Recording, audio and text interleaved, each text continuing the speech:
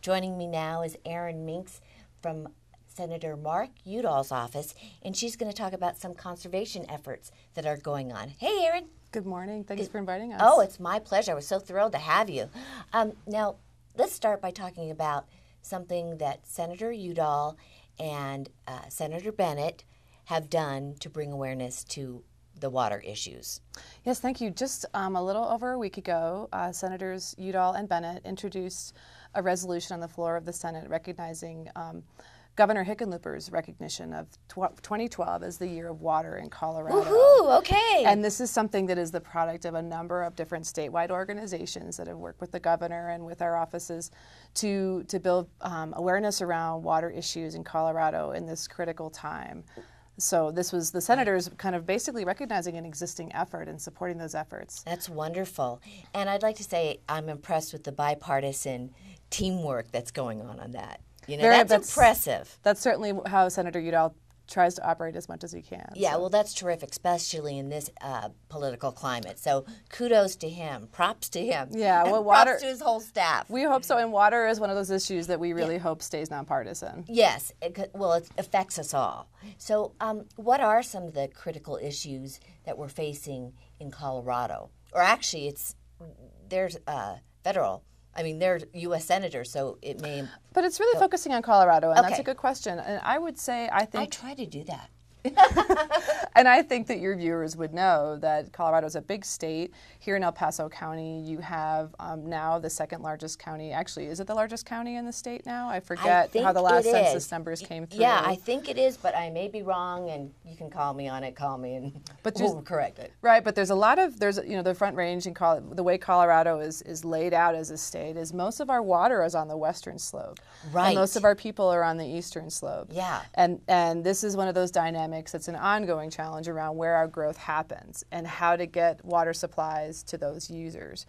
And Senator Udall is the senator of a headwater state. He recognizes that. What does that mean, headwater state? He's the senator of a state that has 9 major river drainages that leave the state. Oh, that leave our state. They don't stay here. Right, and so we have relationships with other states through compacts and other relationships that we have to maintain, and that's driven by the state through the state engineer's office and the attorney general's office and other statewide organizations. So it's a team effort.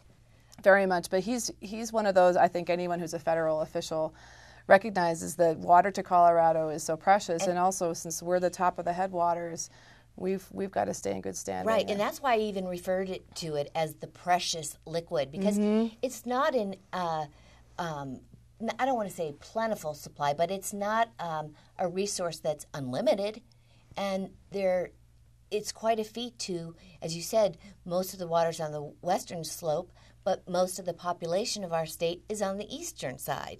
So that's a big deal. Yeah, and the way it's worked over the years is part of the reason why Water 2012 is being marked this year is because 2012 is the 75th anniversary of the creation of a couple really significant water districts in Colorado. Okay. And for your viewers, water districts, they can either be conservation districts or conservancy districts, but these are organizations that managed large-scale federally financed water projects. Okay, to ensure quality and quantity? And quantity.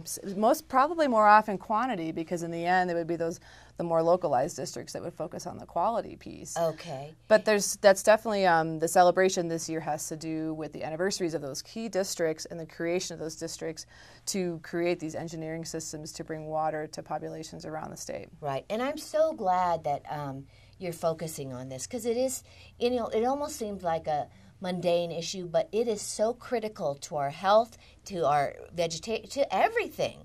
So what last thing would you like from Senator Udall's office to convey that the public should do to conserve water? I think the public can take a number of different steps. For one thing, it depends on where you live. If you're someone who lives here in El Paso County or who lives in Town Springs or who lives out in the county, there's basic things you could do.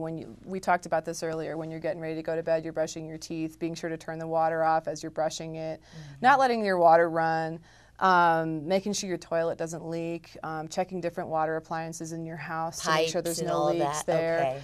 And that sometimes requires a plumber coming to check it out, but it's Right. in the end, it'll save you a lot of money on your water bill. Wonderful. And now, do you have any tips on your website for that? On the Senator's website, we do have some references, but I would say probably the best website that I've visited is the one that Colorado Springs Utilities has for Okay. consumers here. Wonderful. And I would recommend that folks check that out because they have a Great. conservation department there. Okay, Erin Minks, thank you so much for being here. You gave us great information. Thank you. And congratulations to the Senator's work and his whole team. Thank you.